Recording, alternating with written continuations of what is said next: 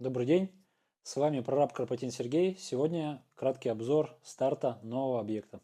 Недавно за реализацией своего проекта к нам обратилась пара из Сыктывкара. На этом этапе мы выполнили шумоизоляционные работы по потолку и выполнили электромонтаж. Почему клиенты, проживая в другом городе, обратились именно к нам? Потому что у нас все настроено для дистанционной работы.